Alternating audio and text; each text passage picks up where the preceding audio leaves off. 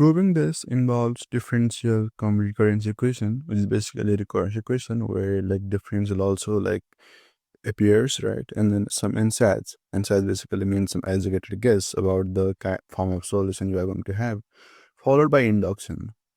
So this seems pretty cool because there are lots of things that are being involved, right? And also there's this beautiful number, Stirling number of second kind, which is denoted like this. Out of n, we want to make subsets with k elements, right? Okay, so before we go, later on we will basically need a recurrence relation involving this Stirling number of second kind. So I think to make sense of that recurrence relation, we need to know the definition of the Stirling number of second kind.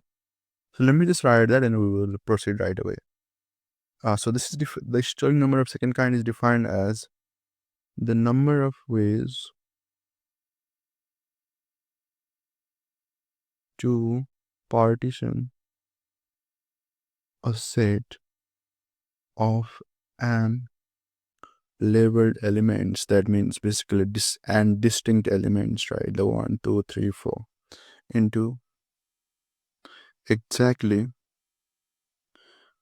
k non-empty unlabeled subset. So unlabeled means basically the order of the subset doesn't really matter. Like, I mean, okay, subset 1, 2, subset 3, 4 is same as subset 3, 4, subset 1, 2, the way you write the subset won't really matter. So that's what it means. Blocks, okay. So this is the definition. Let me show you like how this definition helps us find some Stirling number of second kind. So let's say if you want to find this Stirling number, n is 4, k is 3, okay? If you want to find this, so basically I'm trying to see, so from a set of 4 labeled elements, how many non-empty unlabeled subsets can I make, right? So, and also we need to have 3 non-empty unlabeled subset, right? From the set of 4 elements, we want to see in how many ways we can make 3 non-empty unlabeled subset.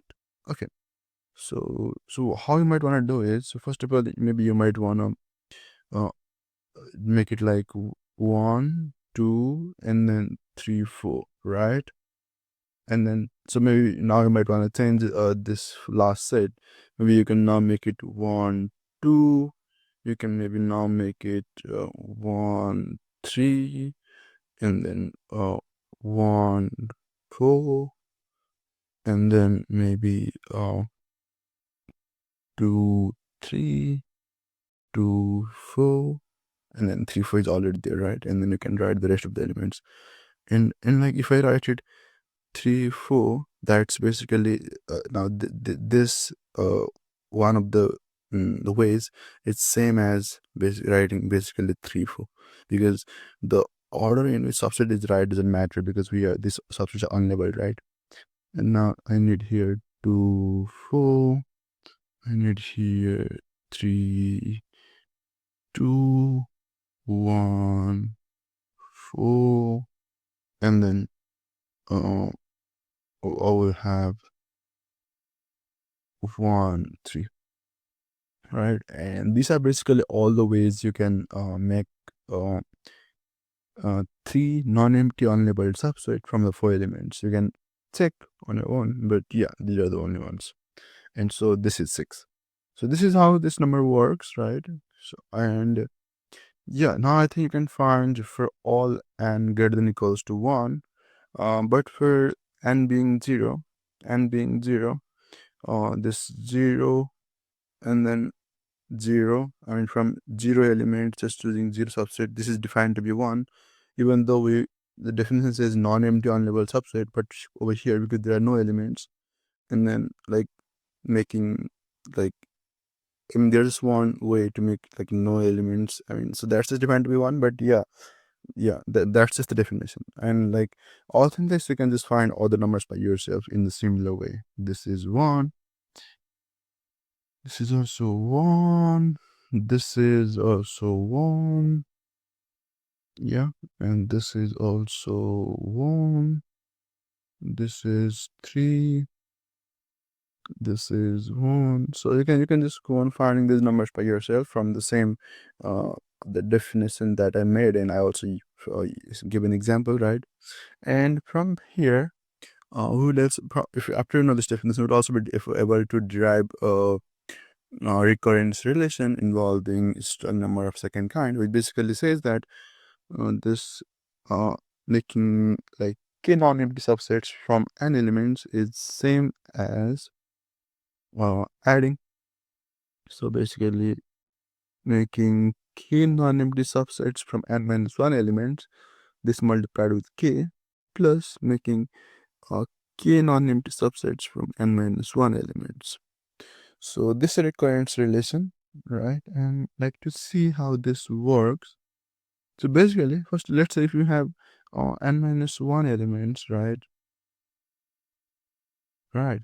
And then over here, like let's say if you already have, let's say, some k minus 1 subsets, right? K minus 1 subsets with n minus 1 elements, right? So what I'm trying to do is we are trying to find the number of ways to make subsets for uh this for this set with n elements. So based on based on the number of subsets made with these n minus 1 elements. Okay, so basically, so from here, like we just have one element to add, right? So like so that means like this one element can be added in actually like two ways. So let's say if we already had like k minus 1 subsets made from the n minus 1 elements, either we can add this last element over here, making a new subset, right? And that will always give us again now n elements and k subsets, right? But also the other way is, let's say if we already had um this k subsets, right? Already had like k subsets made from n minus 1 elements, right? So what we can now do is we can now put that last nth element in any of the subset, right? So there are k ways for that. So there are k ways of doing this. Yeah. So that's why. And also, like, let's say if there were just uh k minus 2 subsets, like there's nothing we can do, right? We cannot raise like k subset from k minus 2. So all the other ways are not possible. There are just these two possible like scenarios from which we can basically make I mean, for making this required subsets. I mean k subsets, right? So either if it was k minus 1 or it was k, because if it was k minus 1, then you can make a new subset. Otherwise, if it's k, we can just add it in one of them. So there are just these two ways, and like, I mean, these two scenarios, and like the first scenario just give us equal number of subsets in this new scenario with n elements, and this one uh, has like, I mean, times k up times k ways, right? So that's how this recurrence is derived. Now if you know this recurrence, now you'll be able to find this. This was all just intro, guys. I think I spent a lot of time in this. Now if you know this, let's go. We are good to go ahead. I don't know how able I was to explain all these intuitive things, but now after this, it's just like pure maths and calculations. So now you don't need to understand anything. If you didn't understand earlier, like just know that like okay, if you didn't understand earlier, you might also wanna like start this way, like based on these two definitions, right? And like all these are one. So based on this definition, we are using this recurrence relation to derive all other numbers, right? So this is also a way of definition. Like like Stirling number of second kind is defined based on this recurrence relation, and then these are the starting values. That's also a pretty good definition, right? So yeah, let's begin. So what we need to prove is that it's exponential generating function. So basically now again, you might not know this. The exponential generating function of any function. I mean, okay, so over here it's a function in n, right? So let's say if I have f of n and I want to find its like exponential generating function. So that's just sum from n equals to 0 to infinity of f of n x to the power n by n factorial. So like ordinary generating function won't have this n factorial denominator, but exponential generating function does have this n factorial in denominator. So that's the difference between ordinary generating function and exponential generating function. So let's proceed. So what we're gonna do is we first of all we multiply all the sides with x to the power n by n factorial. Okay, multiply everything by x to the power n by n factorial, x to the power n by n factorial, right? And then after we do that, what we do is now we sum this up. We sum it from n equals to 0 to infinity, right?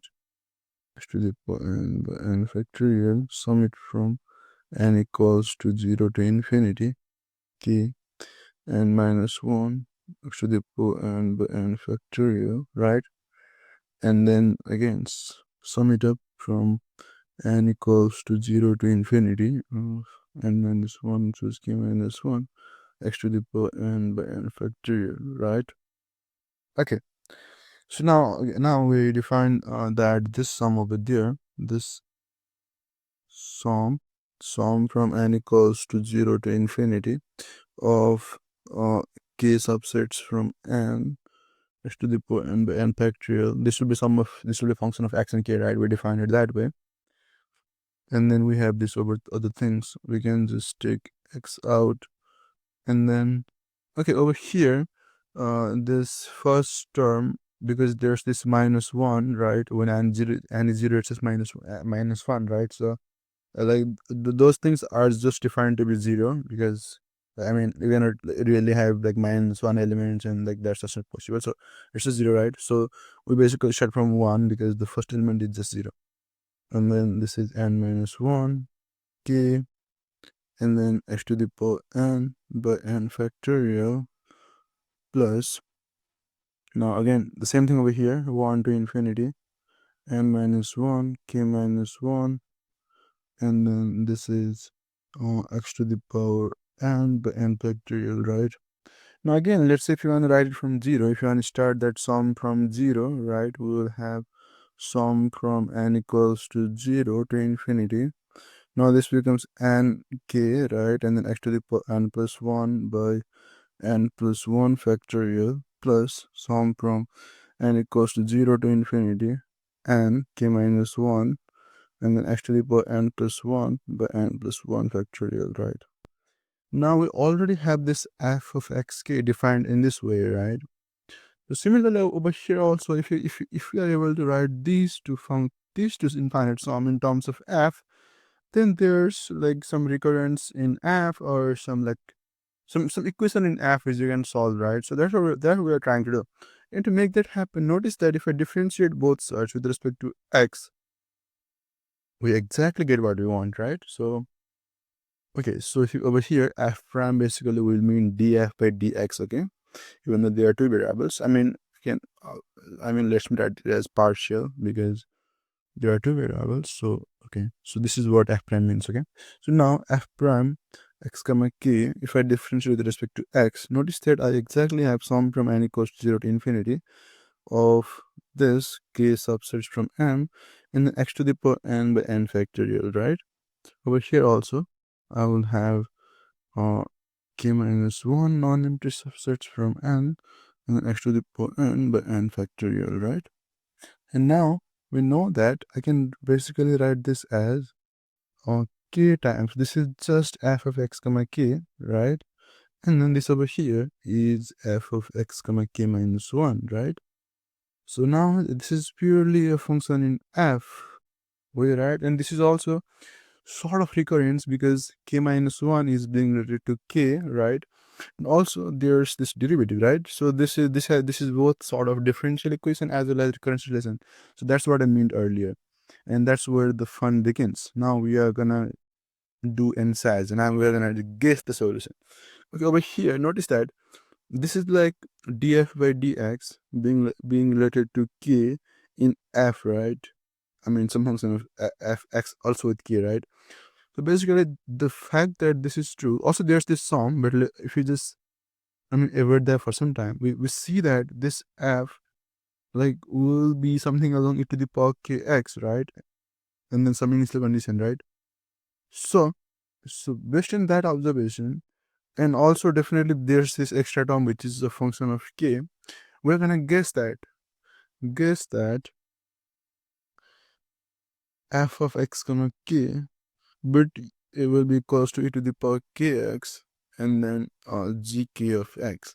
So even though this solution might not be exactly in this form, like we are leaving enough room for like the freedom, right? We're also introducing gk of x, right? But yeah, because of this thing, we just seem to feel that there will be an exponential term like this, right? So that's what we're doing. This is again a function of k and x, right? So it's not really a big problem. So now with that case, now let's try to get a recurrence in Z, and that will turn out to be quite easier than the recurrence in F, and then that will help us solve the problem. So yeah, like this Ansatz is a really powerful tool actually if you can make educated guesses, right? Yeah. So now if I differentiate this with respect to X, we know what we're gonna get, right? If I differentiate with respect to X, I will have k times e to the power kx gk of x, right? And you see this k over here, that's what will cancel this k f of x comma k. We'll see that. So yeah, that was the part of the trick. And now this is e to the power kx and then gk of x prime, right? And this prime with respect to x again. Okay, so now if I substitute this over there, I will have k to the power kx gk of x plus e to the power kx gk prime of x will be equal to k, and then it's e to the power kx gk of x plus e to the power k minus 1x gk of x, right? Now notice that because this exponential term provided k over here, this neatly cancels out, and that's a huge progress, my guys. And now we have gk prime of x will be equals to this is e to the power minus x and g sub k of x. Now before we proceed ahead, let's find some initial conditions for this gk of x function. And for that, we can actually find two values, right? We can find gk of 0 and g0 of k. Let's try to find these values. It will be helpful later on. So now the first thing will just be because our gk of x is defined in this way, right? Okay, so before we begin, so from here, first of all, notice that from this equation, our f of x comma 0 is gonna be e to the power 0 times g naught of x, right? Yeah. Similarly, our f of 0 comma k is going to be gk of 0, right? So yeah, first notice that. And now again, we know the definition of f x comma k, right? So if you basically substitute this k is equals to, if you try to find f of x comma 0 with k 0, right? So you'll basically have n to 0 x to the power n factorial, right? And this n to 0 is uh, it's just always 0 except when n equals to 0. So basically this it's not choose really, like 0 is starting second, 0 is 1, but in all other cases that's just 0, right? So over here, if we try to substitute k as 0, only the first term will be non-zero because only like 0 is starting, 0 is 1, and all other are 0. So yeah, so for this one, if we try to find it, only the first term survives, all other go to 0. In first term, we will have x to the power 0 by 0 factor, which is 1. So this becomes 1, right? We try to put x as 0. Yeah. Again, just the first term will not be 0 because 0 to the power 0 is 1, right? And then, yeah, and in the first term, we have 0 choose k, right? 0 is Stirling k, right? Again, this 0 is Stirling k depends on the value of k, right? If like k is also 0, then 0 is starting 0 is just 1, right? So if k is 0, otherwise for any other number, let's say if 1 or 2, 0 choose 2, 0 choose 3, all of them are just 0. So k not equals to 0, right? Or I can say k bigger than 0. So that's the thing. And like this first thing basically tells us that g0 of 0 is 1, right? So I mean, because when k is 0, this is 1, right? And this is exactly captured over here as well. We wrote that g naught of x is 1, so that's what like this is an implication of. So we will just first need this first thing, but I told the second thing just to make it more clear. I mean, more like interesting, right? Okay. So yeah, we will be able to see. We will be seeing the first of this one. We'll be seeing this later on in the solution. Okay, so now that we have this, um, now what we'll try to do is I will basically try to obtain gk of x in terms of the integral, right? So for that, if I integrate both sides from 0 to t, right? Let's say, and then what I'm gonna get is integral from 0 to okay. So before I proceed, I'm just gonna make a slight change in variables because you will see the helpfulness later on. Let me just write xk for now as x sub k minus 1. I mean, it doesn't really matter, like you will see the helpfulness later on, but yeah, again, this is just dummy variable, right? Just like x sub k minus 1 is just a dummy variable, but like if you give a subscript, then now I can write x1, x2, x3, x4, all of these are like good variables, so that's why I'm doing this. So from here, now what I will do is I will integrate both sides from 0 to x sub k. So now I have access to a lot of these variables: x1, x2, x100, x sub 200. Like, so there are now infinite number of variables. So that's why I'm doing this, and I integrate this with respect to dx of k minus 1, right? From 0 to xk e to the power minus x all gk x sub k minus 1 dx sub k minus 1, right? And now we know that because this is derivative in like x sub k, because just basically derivative in x, which is now x sub k, right? X sub k minus 1, right? So this will just be gk of x sub k minus 1. And now this x sub k minus 1 goes from 0 to xk, right? And then, yeah, and so this will be equals to, over here, this is just integral from 0 to x sub k of e to the power minus x, gk x to the power k minus 1 dx k minus 1. Okay, so now here, okay, so this recurrence relation basically assumes that like this k is greater than equals to 1, right? And because like if k is 0, there's already this negative 1 over here, which is not even possible, right? So that's the assumption over here. And yeah, we will need that over here now. So this gk of xk minus gk of 0. Yeah, so now because we already told that gk of 0 is 0 for all k greater than equals to 0, right? And that's what this recurrence assumes, because without that this just fails, right?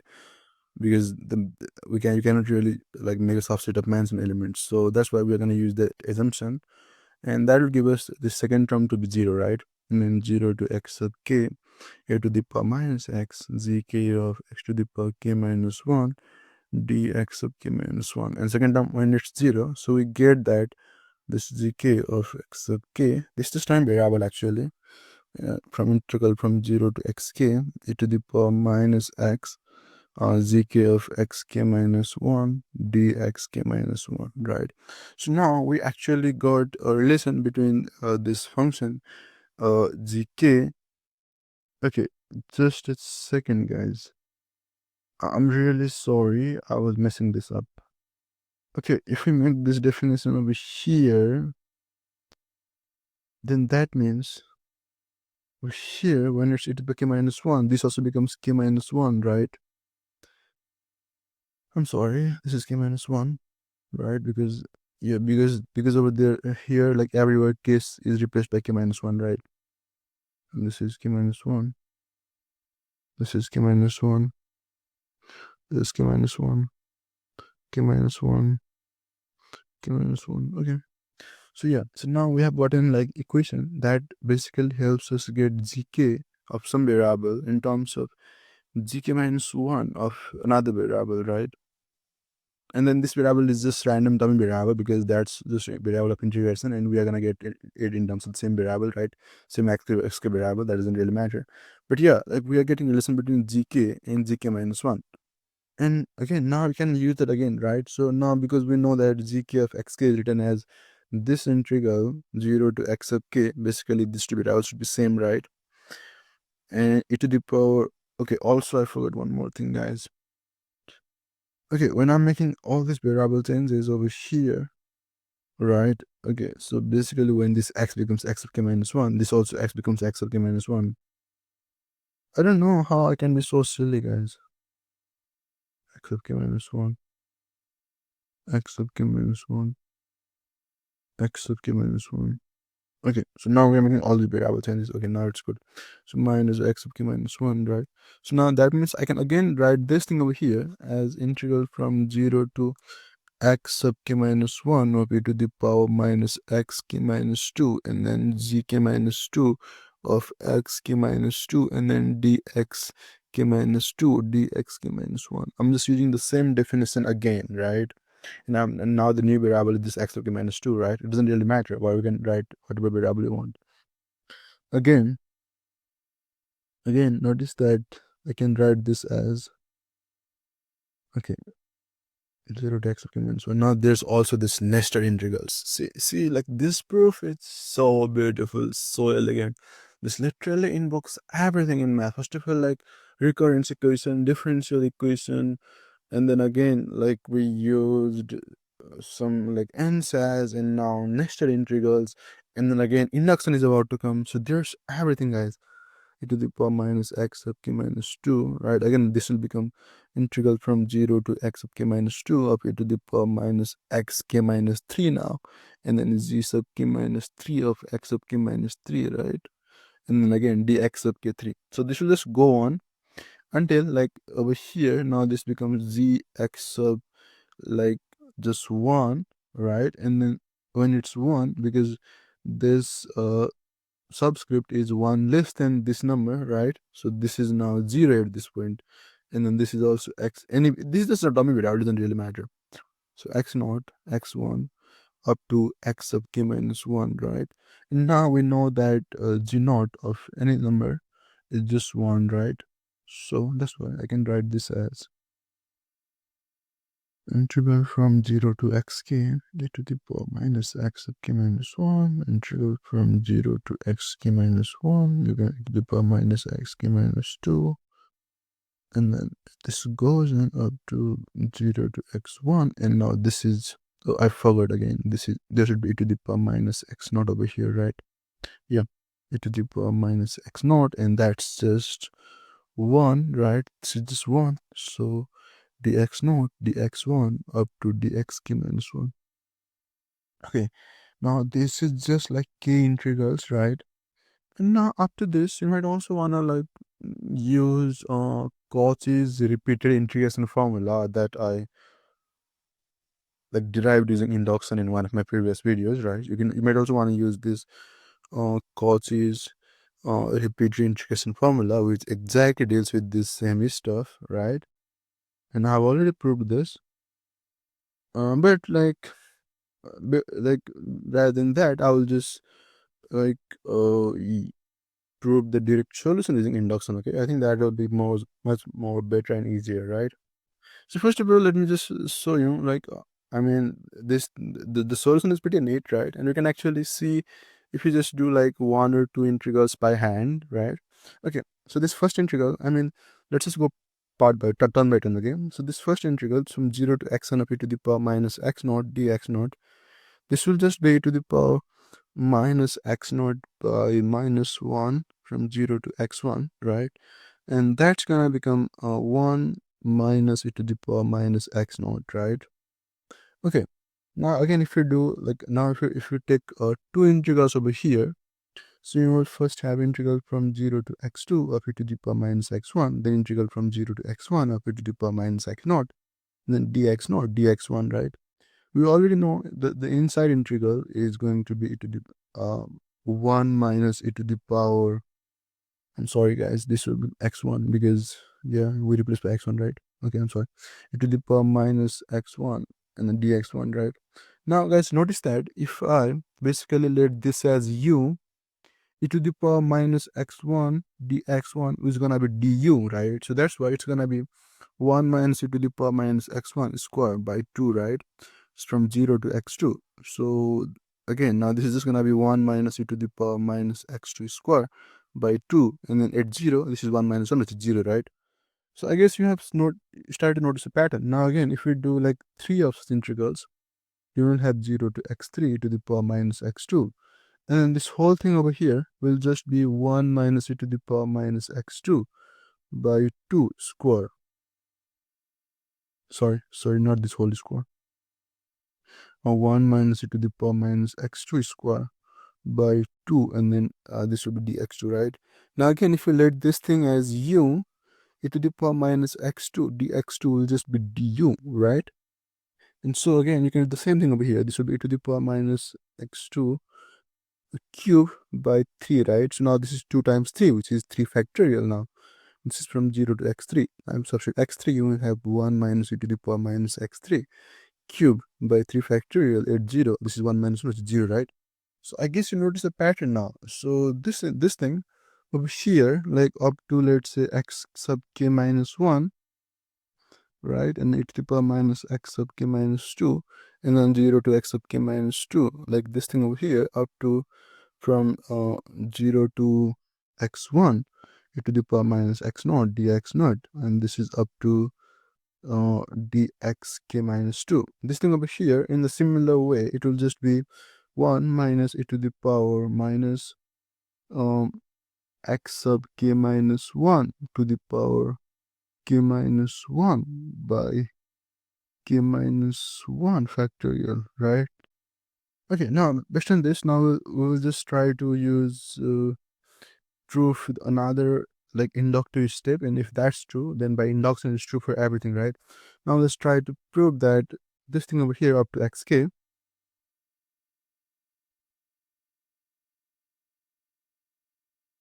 okay, this integral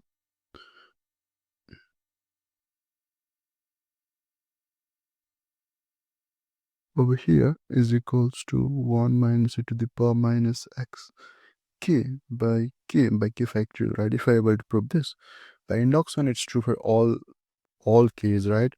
So let's do that. So 0 to xk e to the power minus x sub k minus 1, this thing over here and this whole thing, we already know that it's 1 minus e to the power from the inductive step, 1 to the power minus x sub k minus 1, and then to the power k minus 1 by k minus 1 factorial, and then there will be d sub x k minus 1 over here, right?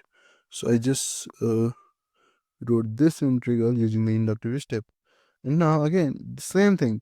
Just let this as u, and then this thing with this thing will just become du. So you will now have 1 minus e to the power minus x sub k minus 1 to the power k by k factorial, and this is from 0 to xk, right?